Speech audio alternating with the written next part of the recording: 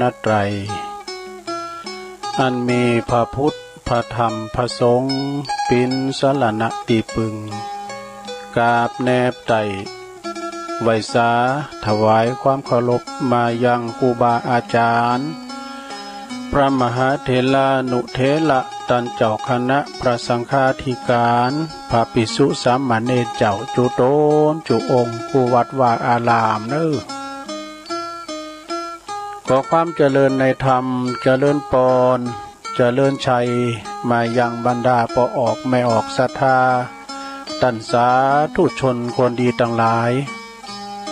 ปอหลงแม่หลงปอลุงแม่ป่าปีป่าหน้าเอาอาศรัทธาตีนจองห้องวัดเท่าแก่หนุ่มกำใจยิงต่างหลายเนาะ อันปีนกีฬานุปถากสันนิบาตตันเข่าฟังรายการตอนยามแรงรายการนี้เป็นมีชื่อว่ารายการสารธรรมยามแรงซึ่งวันนี้ก็ตามปกติจะเป็นรายการของอาจารย์ท่านพระครูอภิวัฒนวิกรมเนาะแต่ว่าตุลุงได้มาบริหารเวลาเตนเปินได้รับว13โทรศัพท์มาเนาะตอน2:30พอดี2:30ปลายสักน้อยสักเติมตอกนี่เปิ้นโทรมาบอกว่าขอตุลุงบริหารเวลาเตนกับนึพอดีว่าสลาเพิ่นจะมาหาเปิ้น สลาชังที่แรกเปิ้นนัดกันช่วงตอนเจ้าแต่สลามได้มาตอนบ่ายก็ซุบจับเวลาเปิ้นจะจัดรายการพอดีค่ะก็เลยขอตุลุงเตนตุลุงก็ไปไหนเนาะสดาญาติโยมทั้งหลายถึงอยู่วัดอยู่ว่าเนี่ยถึงได้ลุงดอยไปไหนเนาะเปิ้นก็เลยขอตุลุงเตนไปก่อนเนาะแต่วันพุธนี่ก็ตามปกติเปิ้นตั้งแต่ตอนเจ้าตั้งแต่ตอนบ่ายเด้อวันนี้ตุลุงมาปีนตดเตนเปิ้นเด้อศรัทธาเด้อไปฟังกายกันเด้อกันแล้วว่าถ้าตุลุงมาเตนนี่ก็รวมกันจัดเนาะศรัทธาตุลุงมันมีกำตึกเนาะกันแต่ว่ามดเฝ้าแล้วก็ดึงจะเปิดสายกันเด้อ ก็กะเนาะช่วยกันจัดรายการก็เวลาว่าตุลุงเต้าเต้นที่ไหนเนาะก็เกมว่าเนี่ยนะมีแววทำตุอุ้ยพุ่น มีกรรมอันนั้นหน่อยนี่หน่อยก็มาบริหารเวลาเปิ่มหืบมันได้งอมกันมันซุบจับกันน่ะพี่น้องศรัทธาเนาะสเตอเปิ้นก็ไม่ได้ไปไหนอยู่กักโตกักตนอยู่กับบ้านกับจองเนาะก็มีหยังเอาอันเนี้ยนะวิทยุปิ้นกูปิ้นกีมกันไปตัวลุงก็จะมาหือกำลังคิดกำลังใจกับปอออกไม่ออกศรัทธาญาติโยมเนาะมีอย่างก็กินกันไปศรัทธานะปลูกพักปลูกไม้กินพักกินไม้ไปฟักแฟงแตงเต่ามีก็กับเข่ากับยังไปเป็นวันส่งนี่เปิ้นก็ถึงว่ามือออกบ้านออกจองไปไหนเนาะศรัทธาเนาะอยู่บริหารเวลาอยู่กับบ้านกับจองปลูกฝังยังกันไปโอ้วันนี้นี่แดดเน็ตเด้อศรัทธาเด้อโตแดดเปิ้นเลยว่าแดดนี่ปวดตตากเขาพอดนะกะแดดเนี่ย2 วันมาเนี่ยละแดดนะตึงมืดตึงวันก็มีฝุ่นตกมาพองแต่บางพื้นที่แต่คืนแล้วนี่ก็มีกะฟ้าแมบอย่างเดียวเนอะพื้นที่ทางดอยหลอนมีฝุ่นเลย 2-3 วันก่อนอันนี้เน็ตแต่กะโปดตกฝนตกหนักตกหลายแต่ว่ามันบ่มึนน่ะมันลิ่นคืนหงในปรน้ำปิงออกฝังว่าเนอะแต่ว่าเดี๋ยวนี้ก็หายไปนะสดาเนาะน้ำปิงก็สียึงมานี่ น้ำแม่ปิงนะก็มาปบมาปะกันแล้วก่อนอื่นที่จะอู่กันเป็นหนักไปหลายเจริญปอนขอบคุณทางสถานีวิทยุในเครือข่ายที่เปิ้นรับสัญญาณรายการธรรมะชงเวลา 15:00 นถึง 17:00 นนะคือบ่าย 3 โมงถึงบ่าย 5 โมงก็ขอบคุณทางสถานีวิทยุธรรมะของชุมชนวัดห้วยตองซักตำบลโขงเปาอำเภอจอมทองเนอ FM 98.75 เมกะเฮิรตซ์ซึ่งก็ขอบคุณทางอาจารย์พระครูวาปีวรมานิตอาจารย์ชวาลิศชัยวังโสลิงสัญญาณไปปิ้นตีเรียบร้อยสถานีวิทยุของคณะสงฆ์อำเภอฝางเนอะ ตั้งอยู่ที่วัดพระบาทอุดมนำบ่อสาวาสำนักวิปัสสนานะ FM 100.25 เมกะเฮิรตซ์ตั้งอยู่ที่วัดพระบาทอุดมนี่ก็เมตตาบารมีธรรมหลวงพ่อพระครูสุจิตานุรักษ์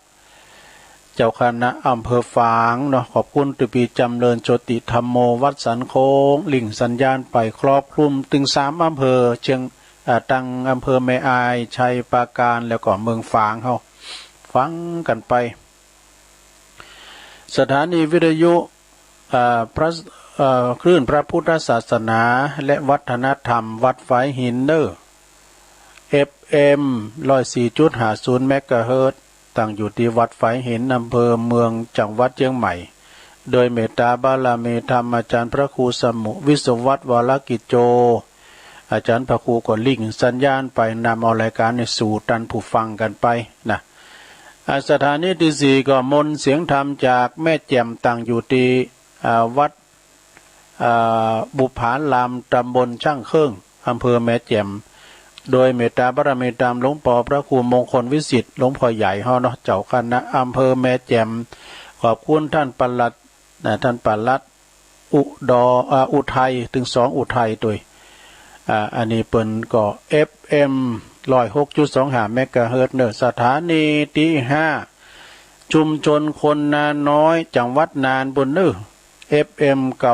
91.50 เมกะเฮิรตซ์เนอก็ฟังกันตามเมืองน่านมื้อก็โทรมาเนอพี่น้องทางเมืองน่านสถานีสุดท้าย FM นะบ้านทุ่งเรดิโอ FM 89.50 เมกะเฮิรตซ์ตั้งอยู่ที่บ้านป่าซักตำบลบันกลางอำเภอสันป่าตองบ้านทุ่งเรดิโอก็ของปดมพุทธวงศ์เนอเปิ้นถวาย1 ชั่วโมงก่อนจะถึง4 โมงตุลุงก็ต้องพักเบรกเนาะ ขอบคุณตังคืนของปดมตัวเอกะนะเอ่ยเป็นแล้วขอบคุณเนอกับสถานีวิทยุทุกคืนนะทุกเครือข่ายที่เปิ้นรับชงสัญญาณตอนบ่ายรายการธรรมะภาคตอนบ่ายก็วันนี้มาพบมาปะกันตรงกับวันนี้เป็นวันจันทร์เนี่ยเนาะสถานเนาะวันจันทร์ที่2แล้วกันเนาะวันนี้วันที่2ของเดือนพฤษภาวันนี้ก็เป็นตุ่นเดินเนอะตุ่นเดินพฤษภาวันเวลาก็ลงเลยผ่านไปศรัทธาญาติโยมทั้งหลายเดือนพฤษภานี่ก็เป็นเดือนที่4ที่5แล้วก็เนาะพอจะถึงกึ่งปีนั่นแล้วเนี่ยวันเวลาก็ลงเลยผ่านไปโวยก่อนหน้านั้นก็ต้องขอกราบขอบคุณในเมตตาบารมีธรรมอาจารย์ท่านพระครูปัญญาสังฆการ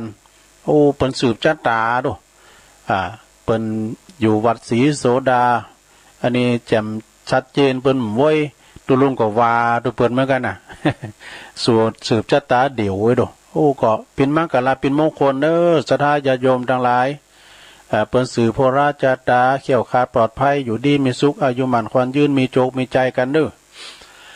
อยู่กับบ้านกับจ้องกับหอกับเฮิรนเนาะต้องไปที่ไหนตั้งใด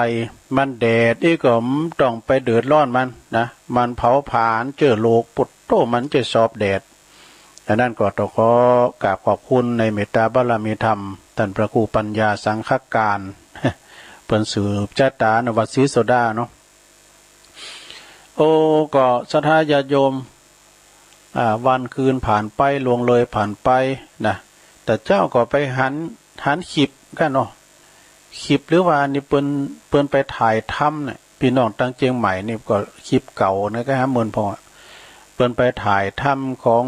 ลูกศิษย์รุ่นสุดท้ายของครูบาเจ้าศรีวิจัยนะพระอุ้ยหมอนวะพระอุ้ยน้อยเมืองจินาจันทร์พระอุ้ยหมอนนี่ปุถุอายุเปิ้นศรัทธา104 ปีพระอุ้ยหมอนนี่เป็นลูกศิษย์ของครูบาเจ้าศรีวิจัยสมัยปางเมื่อเปิ้นบุกเบิกหุนตั้งขึ้นดอยสุเทพเปิ้นยังวุ่งไว้หั่นว่าเปิ้นถ่ายภาพเขาด้ามน่ะคนตีนางขาโคบตีนางอยู่ที่รถ ครูบาเปิ้นโบสถ์เป็นเน้นนะประเด็นนี้เปิ้นยังมีอินทรีย์ชีวิตอยู่เนอะเขียนเย็นว่ะเขียนเย็นตรงเบื้องเดี๋ยวมือคนหูตาดีอันนี้เป็นบุญเก่าเปิ้นได้เนอะไป ปิ้นได้โลมกับครูบาเจ้าศรีวิจัยเพราะว่าตอนนั้นเปิ้นแปลงหนทางขึ้นดอยสุเทพเปิ้นเป็นเนนตัวน้อยอยู่ปิ่นว่าปิ่นปอนน้อยป้าอุ้ยหมอนเนาะน้อยเมืองจีนาจันอายุ104 ปีหูตาดีเขียนเย็น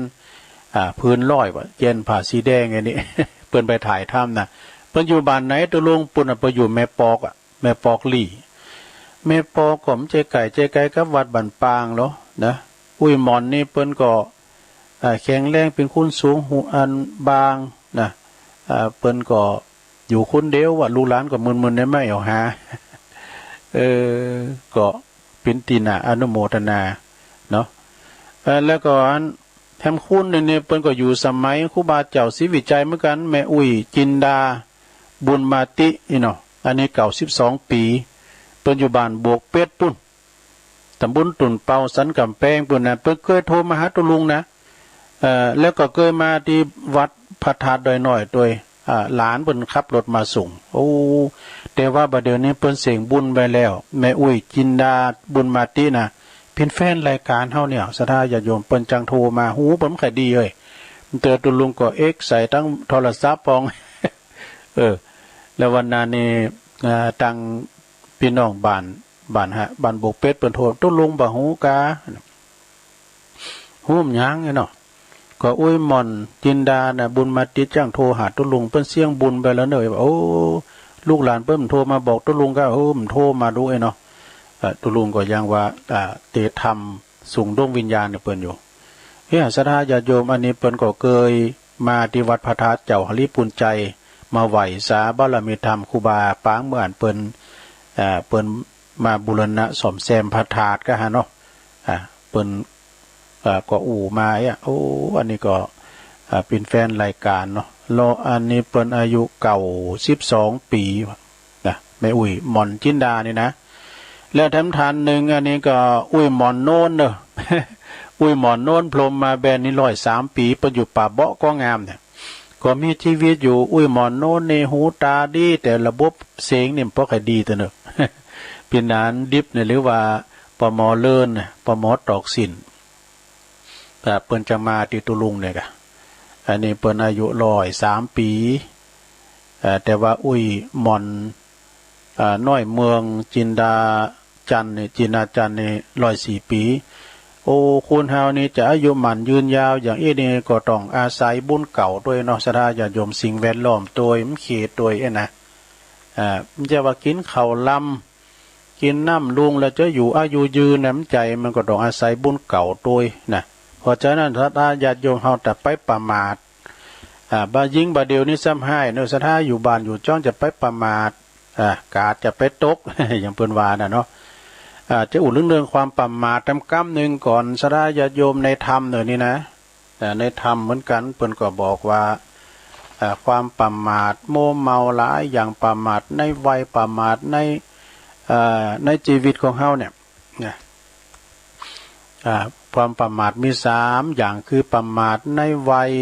1ประมาทในวัยเนี่ยประมาทในวัยนี่หมายความว่าเข้าใจว่าหลงผิดกึดว่าอันขณะนี้เฮาก็ยังมีอายุยังน้อยอยู่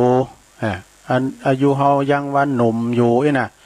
ยังจะอยู่ไปแถมมึนแถมนานอยู่ยิ่งบัดเดี๋ยวนี้ซ้ำหาอย่าโยมการไผประมาทนี่น่ะเนาะมันใส่กาดมันใส่กาดตกน่ะโอ้ระมัดระวังเด้อศรัทธาเด้อตุลุงถึงย่ำแต่สัมพองเปิ้นใส่ซองแจ้นกันว่ามันจะจืมจ้ะสัมพองก็มันสะดวกนะตุลุงการใส่แล้วหายใจฝืดมันก็เป็นธรรมดาอดเอาเนาะบัดนี้เฮาไปหบนะขาซึกมันมีรอบตัวเฮาเนาะศัตรูเฮาเนี่ยมันมีรอบตัวนะจะไปประมาทนี่เปิ้นว่าการถามว่าไปประมาทนะอยู่เฮาจะอยู่ทำมื้อทำนานอยู่บ่ต้องทำบุญบ่ต้องเข้าวัดเด้อนะอันนี้ประมาทเด้อบัดตายง่ายเตอแลเทิดอยู่ทำมื้ออยู่นะหลงเพิดเพลินอยู่ในกามคุณมีรูปเสียงกลิ่นรสสัมผัสบ่เกิดว่าสร้างบ่เกิดว่าสร้างบุญสร้างกุศลหยังนะบ่หีบสร้างความดี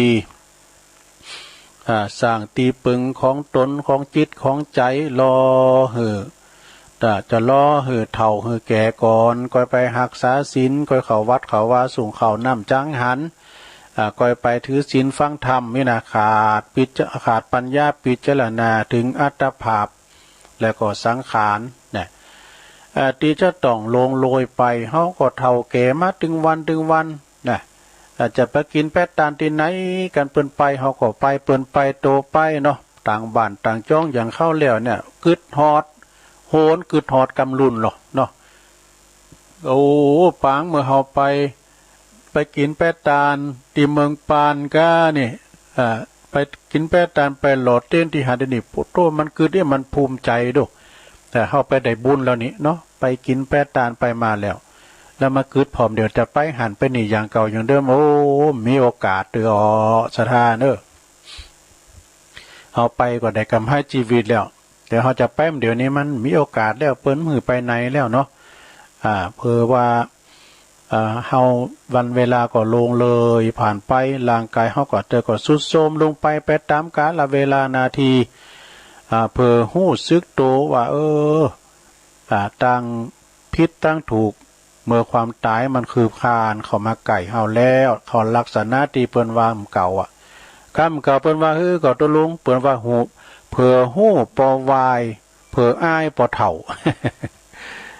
ผลที่สุดเฮาก็ต้องตายไปโดยที่ว่าบ่ได้ประกอบกรรมดีไว้คนในโลกจะลึกนึกถึงตลอดถึงลูกถึงหลานนะก็บ่ได้เป็นแล้วก็บ่มีตีปึงในปรโลกหน้าโดยบางคนก็อยู่ดีมีสุขก็บ่นึกถึงพระสงฆ์องค์สังฆเจ้าโอ้ปุ้นไก่ที่เฮาจะไหว้ชนก็ไปนิมนต์ตุเจ้ามาเทศน้ำเทศธรรมไปเทศธรรมหยังตุลุงเทศธรรมไปบอกตั้งหนตั้งกี่หนตั้งไปจังเตเทศไปสักกึ่งสักกลางปุจจานมาหนิงฉันขาแล้วตุย่างเตมีแล้วอีก็มีนะซัมเตก็ไปเตศมาอยู่เฮิรนอยู่วัดสักคำเดียวเขามาบอกว่ามีแล้วเนี่ยคุณเฒ่านั่นนะอีก็มีนะสดาญาโยมก่อนที่เพิ่นจะไปก็เวทนาแต่เวทนาเพิ่นก็เลยว่าไปสู่มาขันแก้วตัง3ที่วัดที่วาอีน่ะเนาะอันนี้ก็เป็นการที่ว่าจะไปประมาทในวัยเด้อวัยเฮายังหนุ่มยังแน่นยังหนุ่มยังน้อยลุ่มหายแต่จากนี่มาง่ายเตอมักจุลาดมันมาง่ายเตออีน่ะเดือนนี้35ก็เนาะสะดาเนาะมันก็เป็นที่ผ่านดีย่านโรคภัยไข้เจ็บก็มีมากหลายนะเปิ้นถึงว่าบ่คือประมาทกันนะประมาทข้อที่2เนาะในธรรมนะนี่นะประมาทข้อที่2เปิ้นว่าประมาทในรูปนี่รูปเฮานี่ซำเตือนนี่เปิ้นหลงไหลคือหลงไหลในรูปทรงองค์เอวว่างดว่างามเปิ้นติเปิ้นชมเปิ้นโอดเปิ้นนางว่าโอ้งามแต่หล่อแต่เนาะไอ้นะปลื้มอกปลื้มใจสุขอกสุขใจโดนที่เปิ้นยกยอนะอันการยกยอนี่ก็ซำเตือก็เปิ้นก็สอบก็มีที่เปิ้นสอบก็มีนะซำเตือก็กับเปิ้นยอมาเนาะทำมือเลิงโตนะ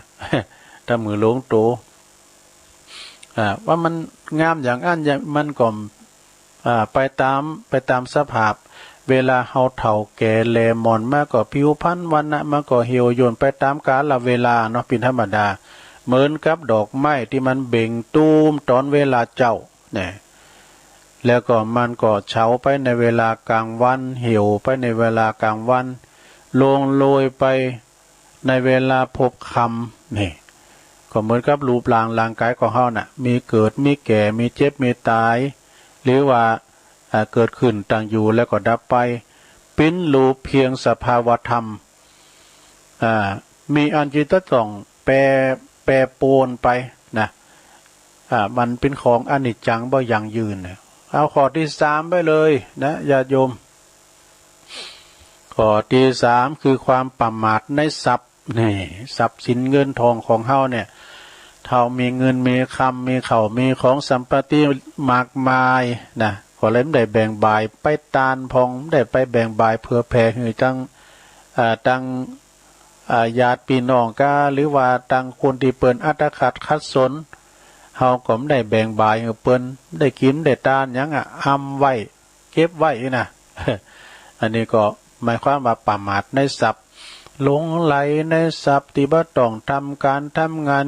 กินนอนมีเงินมีทองเนี่ยเป็นว่ามีคนนับหน้าถือตาเพิดเพลินโมเมาในความมั่งมีสีสุขจนลืมทุกสิ่งทุกอย่างบุญบ่ทำกรรมดีก็บ่ได้สร้างมีความหันแก่ตัวจิตใจก็ขับแคบไปมีกิเลสความตนีมาครอบงำใจทรัพย์ไปในทางพิษพองก้ายใจทรัพย์โดยขาดเหตุผลขาดสติปัญญานำพาความเดือดร้อนมาสู่ตนเองก็มีดังที่เฮาได้หันข่าวไว้ก้าเนาะก็ลองต้องชุกคิดว่าเฮามีเงินมีคำมาอยู่ในบุญกองเงินกองทองเนี่ยเพราะว่าอันในอดีตชาติปางก่อนเฮาถ้าได้ทำบุญมาพองจ้าลองชุกคิดว่าเพราะว่าบุพเพกตปุญญุตาการได้ทำบุญทำในชาติก่อนไว้โดยเฮาสร้างบุญกุศลไว้หนักจึงมังมีสีสุขโดยเขาของเงินคำสัมปติในชาตินี้เฮาจึงมังมีสีสุขก็มันเกิดมาอย่างอี้เนาะศรัทธาเนาะเลยใจทรัพย์สินไปในตังตีพิษพองขณะที่ถึงเมื่อชีวิตเฮาอยู่แต่ก็บ่ประกอบคุณงามความดีบ่พร้อมเป็นบำเพ็ญตนในทางที่ดีแต่ที่ชอบก็เหมือนกับคุณที่ตายตึงเป็นแบบเป็นว่าสมดังพุทธพจน์รับรองไว้ว่าเยปมัตตายะถามัตตาแปลความว่าผู้ประมาทเหมือนคุณที่ตายแล้วนี่ศรัทธาญาติโยมทั้งหลายฉะนั้นจะไปประมาทประมาทเลินเลิกประมาทนี่ในอันทำเพื่อว่าเลินเลิก หลงไหลอยู่ในความประมาทบ่ได้อันทำคุณงามความดีอย่างสักอย่างแล้วแต่บุญกุศลอันนี้ก็เป็นความประมาทในธรรมศรัทธาญาติโยมเอามาบอกให้ศรัทธาญาติโยมเอาอันนี้ทำกรรมหนึ่งก่อนศรัทธาญาติโยมทั้งหลายกรรมบักเก่าเราไว้ตัวลุงก็ถึงได้กะได้เกมอย่างนะเอามันยำมันเนาะ กึดไหนใดก็ว่าไปเอาวันเก่าพองวันใหม่พองอย่างนี้เนาะประคับประคองบริหารเวลาไปแต่หลายนาทีอยู่แล้วเดี๋ยวปลายเนี่ยจะเปิดสายนะกรรมบักเก่าของพระครูอำนวยกับลำพัดของแม่แดงรัตนาดอกตาล่อมอันนี้ก็เคยวาแล้วกรรมก็ก็เลยเคยวาหลายเตือใจใส่เป็นบุญใจคุณเป็นบาปทำเพื่อก็มีเนอะศรัทธาเนอะบุญเฮาต้องหาบาปเฮาต้องละวันโกนเฮาก็บ่ละวันพระเฮาก็บ่เว้นทำบุญวันละนิดจิตแจ่มใสการได้ทำบุญวันละมันปลื้มปิติยินดีในจิตในใจบุญเนาะศรัทธาคุณเฮานี่บุญเนี่ยก็คืออย่างบุญก็คืออากาศ ปีนั้นปึ้งเป็นว่าบุญก็คืออากาศดุอย่างไรก็คือว่าการมีอากาศลุ่มหายใจออกไปมีบุญเนาะ ถ้าแต่บุญก็คือใจใสเป็นบุญใจขุ่นก็เป็นบาปจิตใจดีสดใสก็จิตใจดีสดใสนั้นดูมยังก็จะยอมเป็นความทำหือมีแต่ความสดชื่นเบิกบานใช่ไหมถ้าว่าใจใสนี่นะพอพอเนี่ยก็สดชื่นเบิกบานเป็นบุญเป็นกุศลทั้งนั้น ก็แต่ถ้าหากว่าจิตใจเขาขุ่นโม่แล้วเนาะจิตใจเขาขุ่นโม่แล้วพอมยังก็ยอมจะหันขวางหูขวางตาไปหมดจิตใจมันก็บ่มีความสุขไปบ่ได้อันนี้ก็หมายความว่าใจใสเป็นบุญใจขุ่นนั้นเป็นบาปบุญเฮาต้องหาบาปเฮาก่อนละวันโกนไม่ละวันพระไม่เว้น วันโกนให้ละวันพระให้เว้นทำบุญวาลานิดจิตแจ่มใสเป็นว่าบุญปุญญะหรือว่าบุญเนี่ยมันก็ตรงกันข้ามกับตึงบาป บุญนี่ไปไหนการเฮาไปไหนไปดีมาดีไปมาปิกมาก็เป็นบุญล่ะนะถ้าไปไหนตีไหนแล้วก็ประสบอุบัติเหตุก็อันนี้ก็อันนี้ก็ออกบ้านจับย่ามก็เนี่ยไปถามตำยามนะบอกไปไหนเขี่ยวขาปลอดภัยไปดีมาดีปิกมาโดยความปลอดภัยอันนี้ก็เป็นบุญแท้หมอนะเอาแถมบทหนึ่งศรัทธาญาติโยมทั้งหลายจะหนีก็หือเปิ้นเสียดายนี่จะตายก็หือเปิ้นได้เราอันนี้ก็เป็นคำบักเก่าเหมือนกันนะศรัทธากินความกว้างเด้อจะหนีก็หือเปิ้นเสียดายเนาะเฮามาหันเลาะสำเตือนนะศรัทธาญาติโยมจะเป็นคู่ก็ดีนะเป็นครูบาอาจารย์เฮานี่เวลาเปิ้นบริหารแบบเป็นพอเป็นครูหน่อยเนี้ยก็ตามเด้อนะเปิ้นใจใส่นักเรียนดีเปิ้นบริหารเปิ้นอยู่กับนักเรียนแล้วก็เข้าอกเข้าใจผู้ปกครองกับยังไงน่ะเวลาว่าเปิ้นจะได้ย้ายไปกับลูกศิษย์ลูกหาเปิ้นมาให้กันนะเปิ้นเสียดายนะเนี่ยเปิ้นว่าจะหนีก็คือเปิ้นเสียดายนะคุณเฮานี่ถ้าว่าไปสร้างงานยังแล้วกันไปแล้วเปิ้นปิกมาไอ้นะเปิ้นไข่คือปิกนี่นะคืออยู่หันนี่นะหมายความว่ามีผลงานดีหรอกก็เลยว่าอย่างครูบาอาจารย์เนาะเปิ้นไปศึกษาหรือว่าเปิ้นไปสอนหนังสือกาที่หันที่นี่เปิ้นได้สั่งย้ายไปอยู่ปุ่นอยู่พี่ลูกศิษย์ลูกหาก็มาให้เสียดายครูที่เปิ้นเป็นครูดีอย่างอี้นะ อันนี้ก็หนีหือเปิ้นเสียดายนะและตายหือเปิ้นได้เราเป็นจะหือนะก็จะจากไปหือเปิ้นเปิ้นว่าจะจากไปก็ต้องทำหือเขา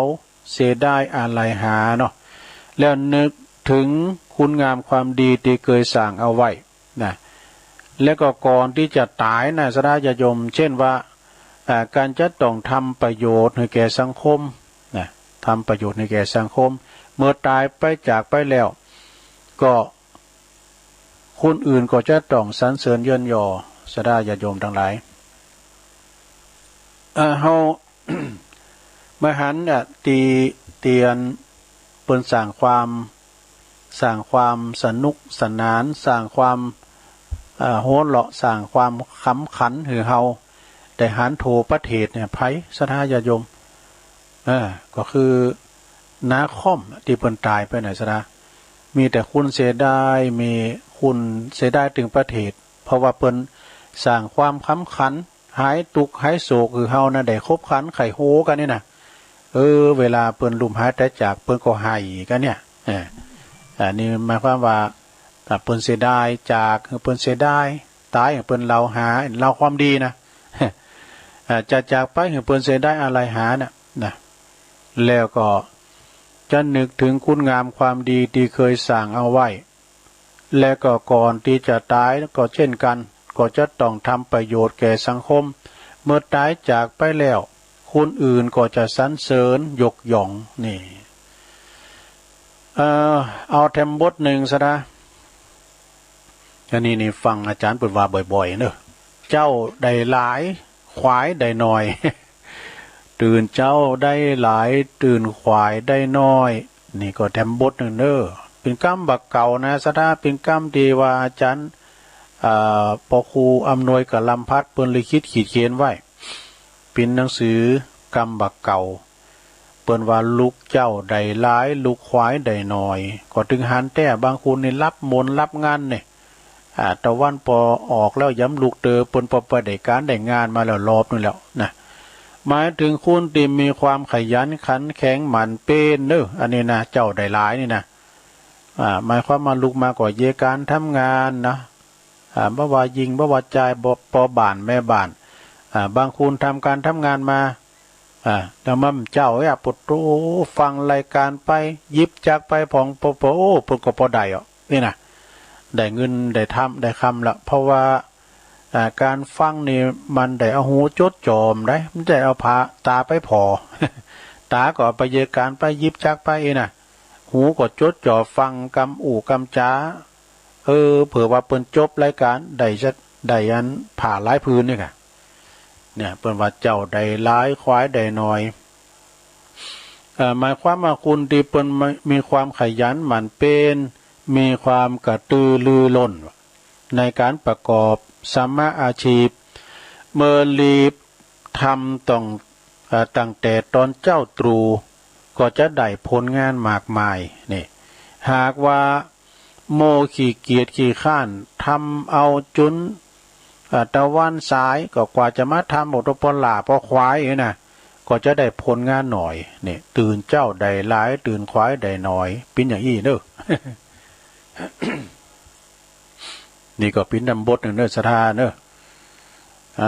ต่อไปเอาบทนี้ดำกำหนึ่งก่อนศรัทธาญาติโยมทั้งหลายรถแครี่มาส่งยังพเด้อเนนเขาก้าเนาะ มันก็ถึงมีสัพปะนะที่แรกว่าจะเอาข่าวมาอ่านให้ศรัทธาพี่น้องได้ฟังปุ่นเอาไว้วันพัดหน้าพเด้อวันนั้นวัดอ่านแล้วกันมาโอ้ยวันนั้นตั้งใจจะอ่านปิ้นว่าพี่น้องเมืองฝางวิทยุมันขายดีนี่ วิทยุมันขายดีเปิ้นถ้าปิดมันฝุ่นตกฟ้าห้องใจกะก็เลยมันได้ว่าสกรรมเอาไว้ว่าวันพัดหน้าพเด้อ อันนี้เป็นเก่าหามกำเคอของงานไอ้บุญตันสิทธิวาลีก็ฮะเนาะเปิ้นอยู่ปะหกฝ่า เปิ้นเขียนให้มึนนะเอานี่กรรมหมดงานสันเล่ากรรมเนาะนี่เป็นของอาจารย์บุญเพลินยาวิชัยเนอะเปิ้นอันนี้คือมามือน่ะต้องมาอยู่ได้หน่อยใหม่ๆอันนี้นะว่าแล้วว่าแหมเป็นคำคติเตือนอกเตือนใจเหมือนกันนะกำหลิ่นกำโหกมใจเป็นกำเปรียบเปรยอ่ะนะก็ใจคุณนี่บอกว่าใจคุณสัพปะนี่คุณตีได้ทำบุญก็คือคุณใจดีนี่คุณใจดีแล้วก็คุณหอมทันทีก็คือคุณใจบุญได้หมดเนี่ยเวลาเปิ้นบอกเเจิญจวนก็ใจช่วยกันทำบุญทำกุศลอย่างบ่ได้ในซ้ำห้ายต้องสงเคราะห์อนุเคราะห์ซึ่งกันและกันเด้อไม่ใช่ว่าทำบุญกับตั้งบ้านนะตั้งวัดนะบ่เดี๋ยวนี้ตั้งบ้านตั้งจองบ้านไผเฮือนไผตีเปิ้นมีความตกมีความลำบากเนาะเรื่องกินเรื่องว่าก็เมื่อก่อนนี้เปิ้นจะมีตู้ปันสุก เดี๋ยวนี้ก็เพอแผ่คือกันเนาะศรัทธาเนาะเข้าน้ำกำกินเปิ้นมีเฮาก็สงเคราะห์เปิ้นในยามหันใจกันยามยากทุกลำบากยากไร้เข็นใจก็ช่วยกันโดยคุณใจบุญนี่ศรัทธาเหมือนว่าเดี๋ยวนี้อย่างอาจารย์พระครูอภิวัตนวิกรมเปิ้นว่าน่ะทีแรกเขาจะไปกันปุ่นศพเตินน่ะศรัทธาญาติโยมเนาะโอ้เปิ้นหอมสังกนิจาดหนักจัดหลายนะบางตันบางคุณเนี่ยก็เปิ้นก็เอาไว้ยกยอดไว้เตือนหน้าเนี่ยแต่ว่าไผที่ว่าเปิ้นจะให้มันแล้วแต่เจตนาเปิ้นจับต้านเลยก็ไปต้านคำวัดคำว่าวัดไผวัดมันก็ได้นะเนาะหรือว่าจะเอาไว้เตือนหน้าอีกก็ได้เป็นหยังอันนี้เปิ้นโอ้กาเปิ้นหอมสังได้จัดหลายแล้วนะซะนะเนาะตีตุลุงนี่เปิ้นก็มาแจ้งความจำนงอย่าไม่ฟ้องเขาเนี่ยแม่ฟองปงดอนเขานี่นะเปิ้นแจ้งบ่ได้นะแต่ว่าปัจจัยมาแหละเปิ้นแจ้งแล้วตุลุงอ่านได้แล้วถึงวันนั้นเปิ้นอย่าไปพักอีกอ่ะเนาะโอ้ทั้งสายตั้งแจ้ห่มกดจัดหลายสังนะ500นี่นะแม่จรูนเขาเนี่ยโยมจากตั้งน้องหานดอยน้อยพัฒนาเขาเนี่ยโอ้หลายอยู่ที่เปิ้นมาแม่ไผ่โดเจไผ่เนาะอัมพาพันธ์ที่อยู่ตั้งบันเลินไซทองนี่นะเนาะแล้วก็ตั้งปอบุญตันเขาเนี่ยนะเพื่อก็แจ้งความจำนงไว้ก็พิญญังเนาะสถาเอาไว้เตือนหน้าก็ได้นะเป็นคุณใจบุญแต่คุณที่หู้กุลเนี่ยก็คือคุณที่บอกหู้กุลเนี่ยคือคุณใจให้สถาคุณใจให้นี่มหู้บุญหู้กุลบอกหู้กุลปอกุลแม่มยังซักอย่างเจ้าตุลุงก็กรรมว่าทำตัวอุ่ยมานะลูกลักลูกยักลูกมารนะโธ่นี่ก็เขาเน็ตเนี่ยปุ่นเอาไว้เตือนหน้าจะเตะถึงฟังแต่ทำตัวอุ่ยของหลวงพ่อบุญปันปุญญาธรรมโม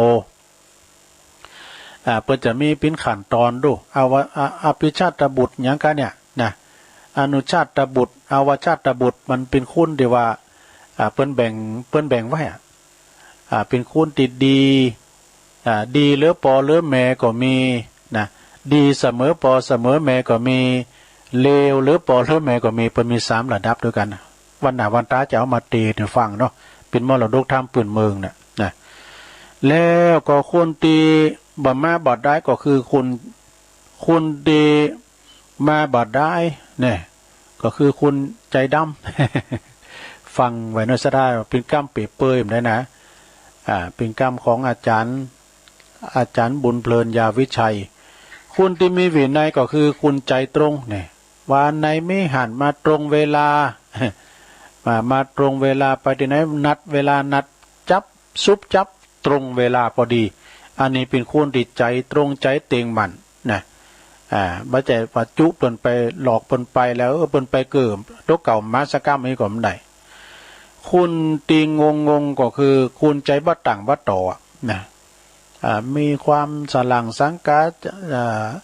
จะลุ่งน้ำก็โกเป๊ะนะ มีคุณใจบ่ตั้งบ่ต่อมีทำกรรมหนึ่งเป็นว่า คุณตีมาถวายตานี่เป็นคุณใจใหญ่คุณตีบ่ซื้อบ่ใสก็คือคุณใจโลเล คุณตีเกเรก็คือคุณตีใจต่ำคุณตีบ่มีศีลบ่มีธรรมก็คือคุณใจหมองนี่คุณใจหมองคุณตีจ้องหองก็คือคุณตีใจโมคุณตีทำชั่วก็คือคุณใจหยัก คุณตีบ่นะฮะก็คือคุณใจลุ่งลังคุณตีทำงานก็คือคุณพัฒนาเนี่ยศรัทธาญาติโยมทั้งหลายพัฒนาคุณตีโสงามโสภาก็คือคุณมีศีลมีธรรมเหมือนกับปอออกศรัทธาเนี่ยเนอะมีศีลมีธรรมกินต้านไปมีกินมีตานที่ไหนก็ไปเดี๋ยวนี้ไปมันได้เจอ รอมันหายจากโควิดก่อนเนาะก็เปิ้นมาปั๊บเนาะศรัทธาญาติโยมบ้านเมืองในโลกเฮานี่มันพัฒนาเจริญรุ่งเรืองวยลำไปก็เลยปั๊บย้อนยุคกันหมดบัดนี้ปลูกผักฮักหนอมามีหยังก็เก็บผักฮักหนอมากินกันไปเนาะอยู่กับบ้านกับจ้องกับหอกับเพิ่นก่อนนี้เปิ้นนึกว่าเนาะอยู่บ้านวันคำนอนวันคำบ่ไอ้ขี้ข้าน เดือนนี้กันอยู่วัดก็หยุดเชื้อเพื่อชาติแต่มะเป็นการดีนะหมออย่างสดามีอย่างก็กินกันไปอยู่กันไปนะแฮมมืนมันก็ขี้คายไปแล้วเนาะสดาโอ้ชงในเวลานี้นะสดาญาติโยมทั้งหลายอาจารย์พระครูที่ไหนเนี่ยเพิ่นว่านะเพิ่นว่าก่อนเฮาลุ่มหายแต่จากโซงบัดเดียวนี่นะตั้งโรคภัยไข้เจ็บนี่นะหน้าก็ไม่ได้หันเนาะน้ำเป้าก็ไม่ได้โฮดหรอกเนี่ยแล้วก็อยู่ก็ได้ข้ามคืนข้ามวันชนะญาติโยมเนาะแล้วมันหืดจุกันเกินซาวคุณนะโอ้หนักแก่เนอะชนะฉะนั้นก็ขอฝากฟังไว้ว่าอยู่กับบ้านกับจ้องกับหอกับเพิ่นเนาะอยู่กันไปก่อนขอเป็นกำลังจิตการลังใจให้กับปอออกศรัทธาเฮาตีเปิ้นอยู่บ้านอยู่จ้องตุลุงก็ถึมได้ออกไปไหนเนาะก็ไปไหนมันมีการมีงานอย่างที่ไหนนี่เนาะอยู่กับบ้านกับจองไปศรัทธาญาติโยมทั้งหลายวันพุธนี้เป็นวันพระวันศีลเนี่ยลงเด้อถ้าเปิ้นเปิดวัดก็ไปถ้าบางวัดเปิ้นปิดวัดนะบางวัดบางวานี่ก็เปิ้นก็ยังเปิดอยู่อย่างที่วัดพระธาตุดอยน้อยนี่มันมีมตูวัดนี่ได้ แล้วแต่เปิ้นนะการเปิ้นมาก็แล้วแต่เปิ้นเนาะตอนนี้ไปตุลุงก็คงจะยุติกันกันอีกกรรมเนาะเพราะว่าตอนนี้ก็ตุลุงรอบแรกนี่ก่อนที่จะล่าคืนของปอดมคืนของบ้านทุ่งเรดิโอนี่ก็ตุลุงก็จะลองเปิดสายศรัทธาญาติโยมมีส่วนลมจะจัดรายการลมกันนะจะโทรกันเข้ามาสัก2-3 สายก่อนที่ตุลุงจะพักเบรกเนาะแล้วก็มาต่อกันในช่วงเวลาตี2ทำกรรมหนึ่งเนาะช่วงเวลาตี2ก็ตั้งแต่4 โมงปลายเป็นต้นไปจนถึง5 โมงเนอะที่จะมาปบมาปากันแถมนะเอาแก่งอมแก่เงากันโทรเข้ามาเนี่ยน้องเบลมาก่อนเฮาเจริญปอนครับผมน้องเบลครับวันนี้โอ้วันนี้ไปทางใดเนาะไปครับไปวันพุธไปหน่อยไป กับเดียวไม่ได้จะลงมากับปิ๊ก เออ กับเดียวกับปิ๊กก็นโยบายเปิดนะครับ อ๋อดีกะ หยุดเชื้อเพื่อชาตินะครับยังต้องลงว่านะครับ ต้องระวังตกเก่าขึ้นนักขึ้น โอ้แม่น่ะ มันอันตรายนักแก แต่ ทุกคนก็ขอให้อยู่มีสุขภาพแข็งแรง โอ้ เด้อ เหมือนกันเป็นกำลังใจน้องเบลด้วยเด้อ ไปนะครับ สาธุสัตว์โอ้สายแหลกน้องเบลมาแล้ว อ้าว0899555656เจริญปอน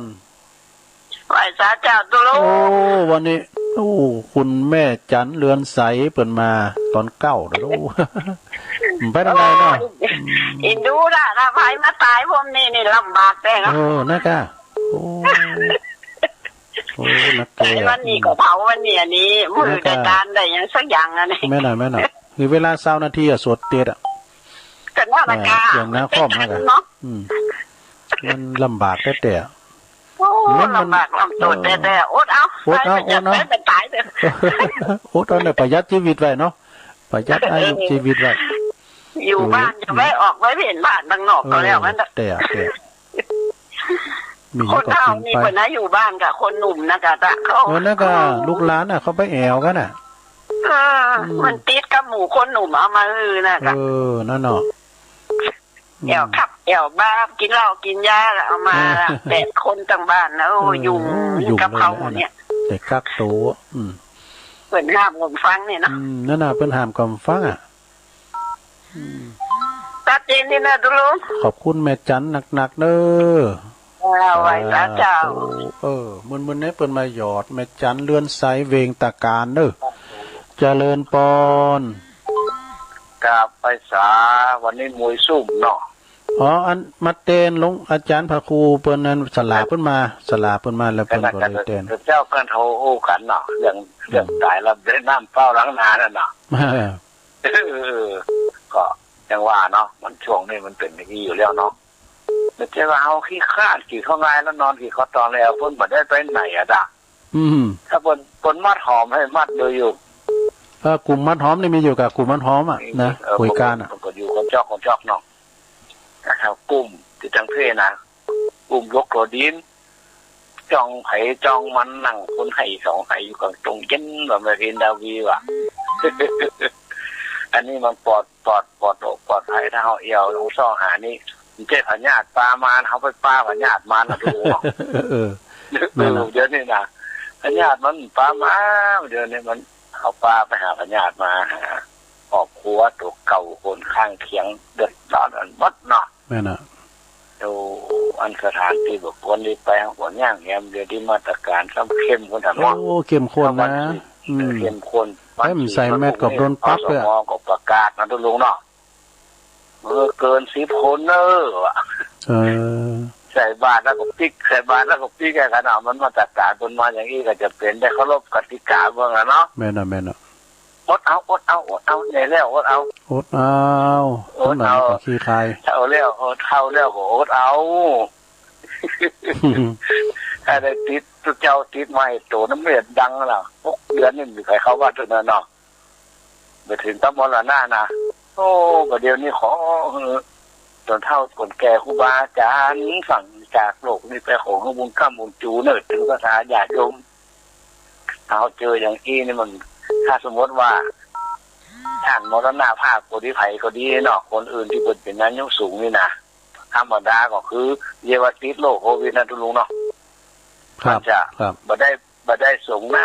ำศพโดยแล้วบ่ได้ปิดท้องคำเปี่ยวบนเตยเนาะมันต่างคนต่างไปก็ได้อ่ะจ้ะน่าก็ต่างคนต่างไปมันได้แล้วก็มันเกิน20 คนอย่างนี้มันลำบากเนาะอดเอาเนอะอยู่ดีมีสุขคู่คนเนอะระมัดระวังเนอะเราทุลุงเนาะครับผมโลกวิจิตรต่อศรัทธาญาติโยมอยู่ดีมีสุขคู่คนเนอะสาธุหลวงพ่อมานิษฐาวโรเนาะ0899555656นะช่วยกันจัดรายการเด้อเจริญปอน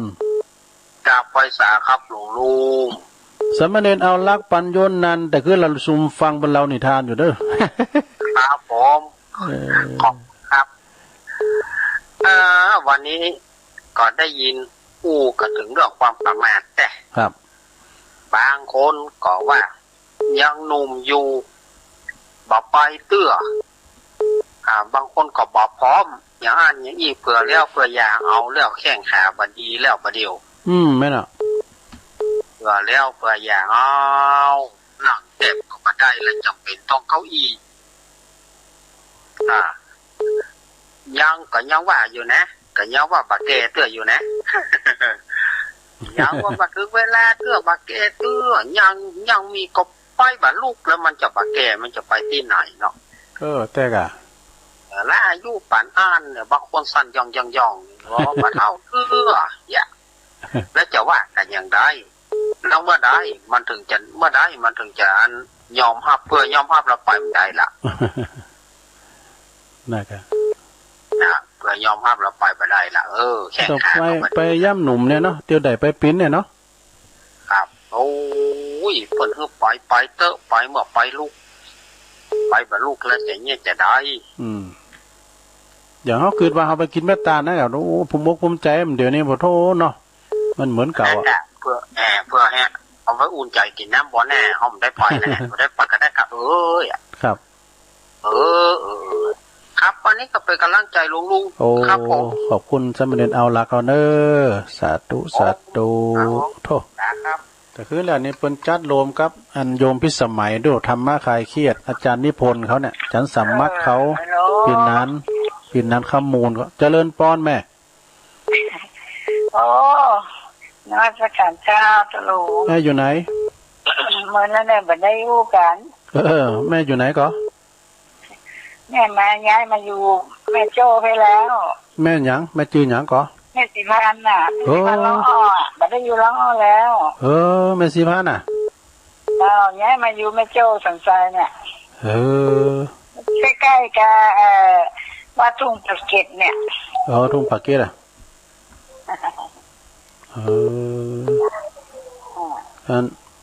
นั้นล้อแล้วไม่ได้ไปไหนนะคุณลุงเนาะน้ำได้ไปไหนก็แม่สีพันเนาะแต่แรกแต่ตัวดีๆเนอะแม่น่ะแม่ไปอยู่กับไผ่ปุ่นน่ะกับลูกหลานกะไปไหนก็ไม่ได้ยิ่งคนเฒ่าคนแก่ไม่ได้ออกบ้านไปไหนเลยเป็นยังได้ยินเสียงแม่ท่านอภิวัตจัดมือแล้วเนาะเปิ้นเห็นตุลุงเต้นอย่าวันนี้เปิ้นสลาเปิ้นมาทีแรกเปิ้นนัดกันตอนง่ายสลาขึ้นมาตอนบ่ายเลยว่ะแล้วเปิ้นก็เลยว่ากังวลแล้วตุลุงเต้นบอกว่าห้ามออกบ้านห้ามกินข้าวนั่นแกอยู่กับบ้านกับจองอ่ะเนาะบ้านเมืองเฮาเดี๋ยวนี้มันมาแบบไฟมืดเนาะแม่น่ะปุตโตเชื้อโรคเดินได้เขาจะหันมาพี่โตดุ่มๆอย่างโดดใส่ยาไม้อย่างแม่อย่างคนกันว่ามันมาหั่นล่ะนั่นเนาะรักษาเนื้อโตไผมันโตไผโตมันเนาะไม่ได้ไปไหนเขาไปพอได้หามาอยู่เมื่ออาทิตย์ที่แล้วนี่จ้ะอาทิตย์ก่อนนี้ก็อาทิตย์วันที่ทำบุญวันที่25แล้วก็มาอยู่กับลูกเนี่ยเดี๋ยวก็ม่วนนะเหมือนอยู่ร้องม่วนดีอ่ะเป็นยังอดเนาะเจ้าผมได้ไปไหนน่ะกับมันม่วนนั่นลุงเนาะขอบคุณแม่สิพันธ์หลายๆเลยสาธุแม่สิพันธ์เนี่ยอยู่ล่องออกเก่าด้วยใหญ่ไปอยู่ปูนแล้วแม่โจกสันทรายเจริญปอนจ้ามาสัจจาลุงแม่สุทัศน์เนาะ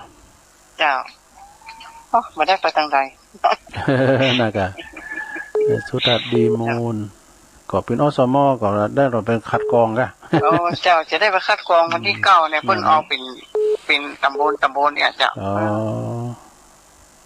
วันอสม